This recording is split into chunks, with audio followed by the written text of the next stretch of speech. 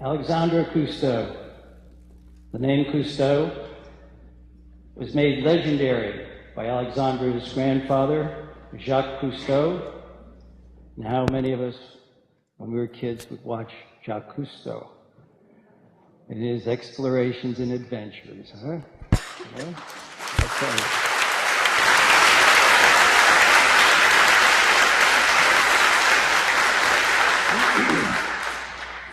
Jacques Cousteau and his beautiful wife Simone, as well as Alexandra's father Philippe, who was a professional diver at age 7. Today, Cousteau's name lives through several organizations, including Blue Legacy, which was created by Alexandra Cousteau. Alexandra learned to swim before she could walk. It's true. Her grandfather, Jacques, taught her how to scuba dive when she was 7. I think it was a coincidence there because her father, Philippe, was a professional diver at age 7, and here's her grandfather teaching her to scuba dive at age 7. Alexandra says that when I am in water, I feel at home. We all exist, this is a quote from Alexandra, we all exist in the hydrosphere. We all live downstream from one another. Shortly after this Water is Life event here tonight, Alexandra will embark on a 14,500 4-month trek through the rivers and lakes of North America. Along the way, she will be reporting stories that she will share with the world through various media. To that end, she says, I'm not an academic, I am a storyteller. My organization, Blue Legacy, is a storytelling organization. I am not out there to bring scientists in the field or file lawsuits against polluters or do any of those other really important things. I want to tell stories about how and why we're degrading our water resources and who's trying to stop it, and how people can get involved to be part of the solution. We need to start understanding the interconnectivity of our water systems. If we're going to be able to mitigate the human impacts that have created water scarcity and degraded our water quality, we all have to do our part. Alexandra Cousteau.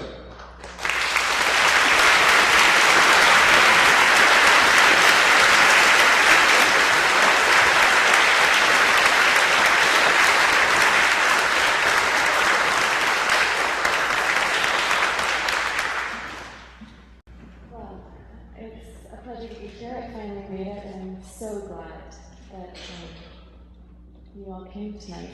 I know this is a really important evening for William, and I hope you'll join me in giving him a round of applause because this has been such a fabulous way to celebrate water.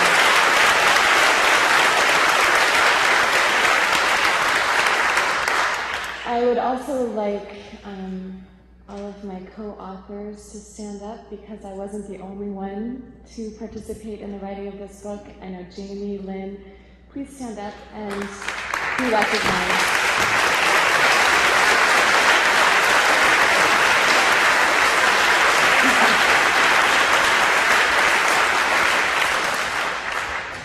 And Susan and Arena, thank you so much for thinking of this because this is a really important book.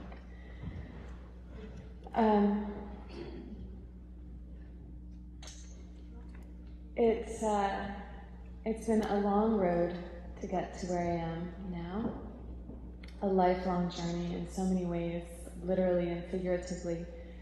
As William mentioned, I learned to swim when I was 3 months old, and my parents took me on an expedition when I was 4 months old. They had met in New York 10 years earlier, fallen in love. My mom is American, she's from California. She was a model in New York City when she met my father at a Peter, Paul and Mary concert. And he was this very handsome man that was introduced to her as Phil Cousteau. She had no idea who he was.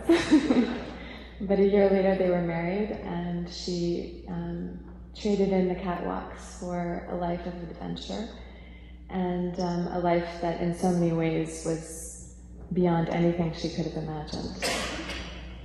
They traveled around the world and made so many films that I'm sure you've all seen or heard about in some way. And then I was born, and they didn't miss a beat. They just took me along. And so from a very young age, I was fortunate enough to start traveling. And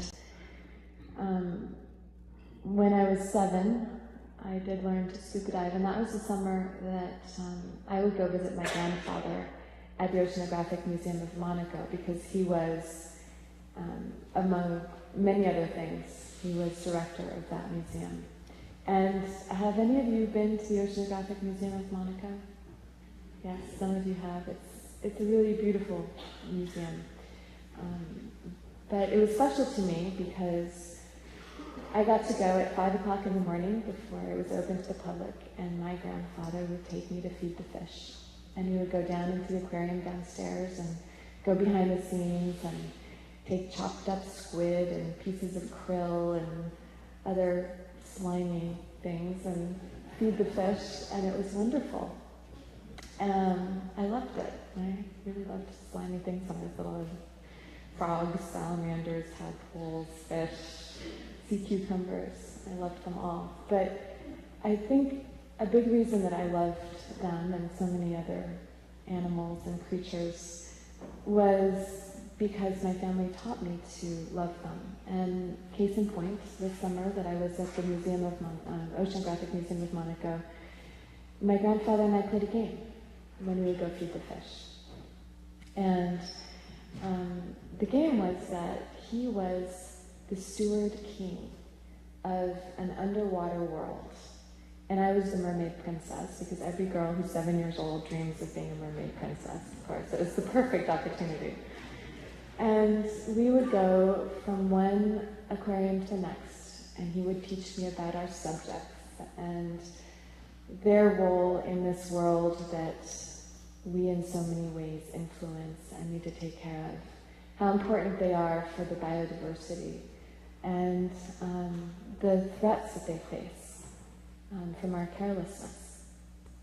And then he took me and taught me to dive and showed me the real ocean world. And it changed my life. How many of you are divers? Okay, people, we need to step it up.